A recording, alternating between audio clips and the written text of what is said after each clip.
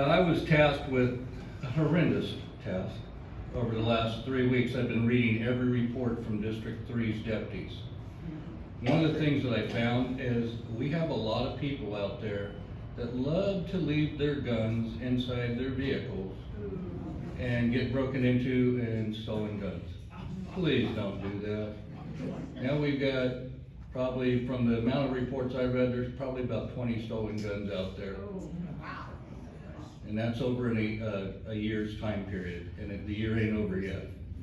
The other thing I'm noticing is a uptick in frauds, okay? And the frauds are happening by people calling you or emailing you that they're from the bank.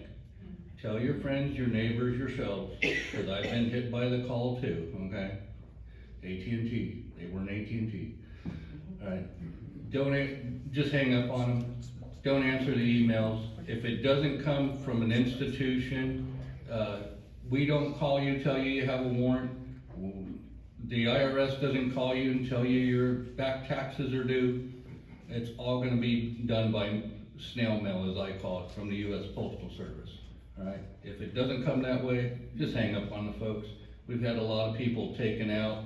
There was one lady was like $18,000 that she put in Bitcoin, and once it goes that route, it's overseas. There's nothing we can do about it.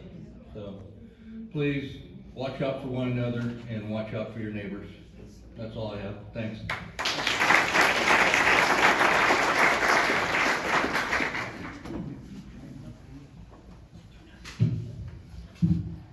Deputy Cordell, you have anything to add? I do not.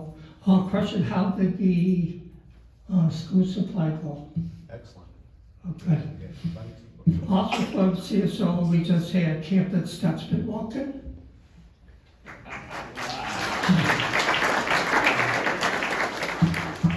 Captain, do you have anything to add? All I want to talk about is timeliness, how important timeliness is. Scott covered it, just the fraud. Frauds are going up. We've seen an increase. But bottom line, guys, just trust no one and be suspicious of everything. So that's all I got to say. Okay. Sun City Fire Medical Chief. No, it's not my time, no. Good morning, Assistant Posse Commander, what's your title? What's your title? Executive Officer, that's what his title is. So used to say Commander, but she's not here, so. And I won't drag the meeting out since we're in a race of time. I'll talk really fast because Sarah drags these out too long. Is that what we're saying? No, I'm just kidding. So for the fire department, just a couple updates. I think some folks have been seeing some stuff that's been coming out in the newspaper. I always joke that Rusty used to be our PIO. Now it's Scott Tynes as our PIO. It gets a lot of stuff out there faster than I can get it out sometimes. But a lot of you guys probably had heard about the Quasmeyer case and the treasurer, and I spoke to it about it before. We did finally get an update from the county that they did set aside $14 million for all the special taxing districts that were disadvantaged. They call us a disadvantaged taxing district since we are so tight on dollars.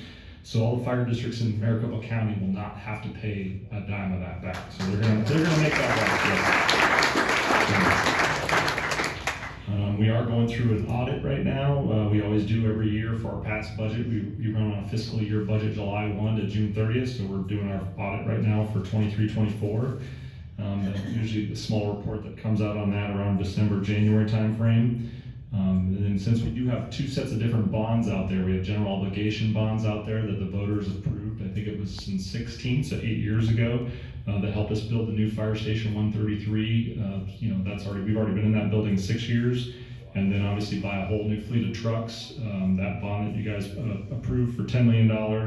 And then we refinanced our pension debt to lower the interest rate. We did it when the rates were really low. We got that rate locked in at 3.3% versus the 7.2 we had to pay to PSPRS, our pension thing. We did that a couple years ago, and those are just called COP bonds, certificate of participation bonds. Anyway, Fitch, we get an annual credit review and basically how we've been running the department and running the budget, and all the fine taxpayers that are paying their bills on time.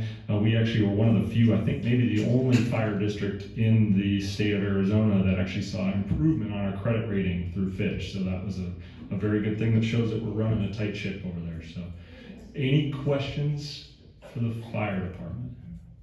Let's hear it for Brian Stutzman.